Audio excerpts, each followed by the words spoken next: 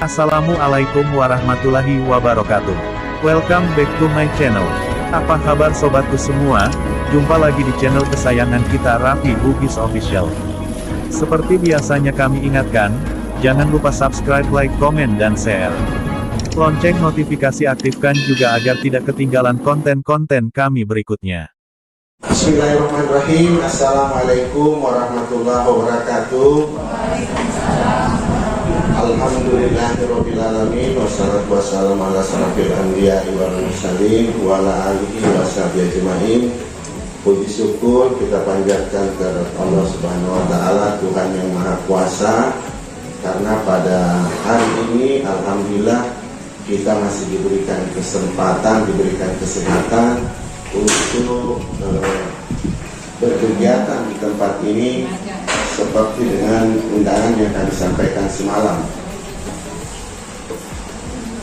Terima kasih kepada Bapak Pengawas yang telah memenuhi undangan kami. Bismillahirrahmanirrahim. Assalamualaikum warahmatullahi wabarakatuh. Selamat pagi dan salam sejahtera buat kita sekalian. Puji syukur kehadirat Allah Subhanahu wa taala, karena pada pagi hari ini menjelang siang kita berkumpul di tempat ini untuk melaksanakan suatu kegiatan, yaitu pengimbasan tentang kurikulum baru. Jadi kurikulum kita yang baru ini sebenarnya berproses dari masa pandemi yang berubah, yang tadinya kurikulum 2013 lalu muncul kurikulum darurat, kemudian selanjutnya muncul prototipe ya. Dan ini pun juga yang akhirnya menjadi kurikulum merdeka.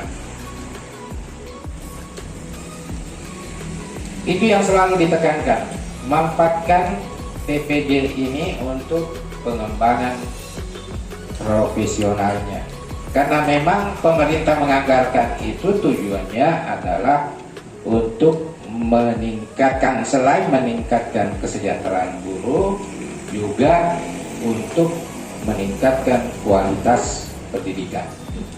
Pandemi yang memaksa kita ya, pandemi yang telah memaksa kita untuk belajar menggunakan itu, karena memang sudah platformnya harus itu, tidak bisa tidak, minimal pakai WA gitu.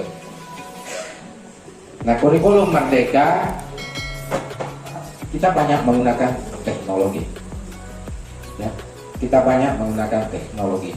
Jadi bersyukur kita bahwa kita sudah pelatihan 2 tahun di masa pandemi. Harapan saya ingin mengajak kepada kita sekalian, selama pelaksanaan IHT ini agar betul-betul diikuti dengan sebaik-baiknya ya, karena banyak hal yang sebelumnya kita belum melakukan yang mestinya dilakukan, karena memang sejak munculnya kurikulum darurat itu, roh dari kurikulum ini sudah dihembuskan. Itu sudah dihembuskan, terutama terkait dengan pembelajaran berdiferensiasi. Artinya ketika sebelum kita melakukan proses pembelajaran itu, kita harus memahami dulu peserta didik kita, siapa yang kita hadapi. Kita harus mampu mengelompokkan peserta didik kita ya. Jangan dipaksakan anak didik kita untuk melakukan apa yang kita inginkan. Kita harus menyesuaikan. Saya ambil contoh saja, anak-anak diberi tugas, anak-anak buatlah apa ya, ada itu struktur atau apa istilahnya dalam pembelajaran bahasa itu. Kalau dulu saya ingat waktu kurikulum KTSP barangkali Anak-anak disuruh cara membuat sesuatu. Kalau sekarang beda nah istilahnya, tapi sama saja. Cara membuat sesuatu. Lalu dikelompokkan anak-anak, kita buat tugas sama untuk semua kelompok. Padahal berbeda-beda minatnya anak-anak didik kita. Mungkin ada yang hobinya main bola, lalu disuruh membuat bagaimana cara memasak Indomie. Jadinya tidak ketemu, ya. Kalau hobinya bola, ya bagaimana caranya menggiring bola, ya kan? Disesuaikan. Makanya pada awal-awal, bahkan pada sebenarnya tahun ini sudah harus dilakukan oleh SMP Negeri 36. Jadi ada tes yang kita lakukan lebih awal untuk mengetahui lebih awal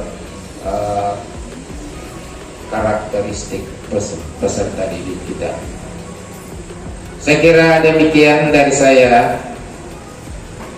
Namun sebelumnya karena diberi amanah untuk membuka acara ini dengan mengucapkan Bismillahirrahmanirrahim, kegiatan in-house training kurikulum Merdeka dengan resmi saya buka. Assalamualaikum warahmatullahi wabarakatuh. Kita semua. Pertama-tama saya ingin mengucapkan terima kasih atas kehadiran teman-teman semua memenuhi undangan kepala sekolah. Alhamdulillah kita bisa berkumpul kembali di tempat ini masih dalam rangkaian kelanjutan materi kita yang lalu. Dan menurut Pak Aras tadi materinya itu sudah 4 dan hari ini adalah materi yang kelima. Jadi kami sebagai komite pembelajar punya kewajiban untuk mengimbaskan apa yang telah kita peroleh melalui BIMTEK kemarin, melalui in-house training ini di satuan pendidikan kita masing-masing. Jadi dengan kegiatan ini diharapkan sekolah kita bergerak menjadi sekolah penggerak dan mengakselerasi sekolah-sekolah di sekitar kita untuk menjadi sekolah penggerak dan kemudian bersama-sama mengimplementasikan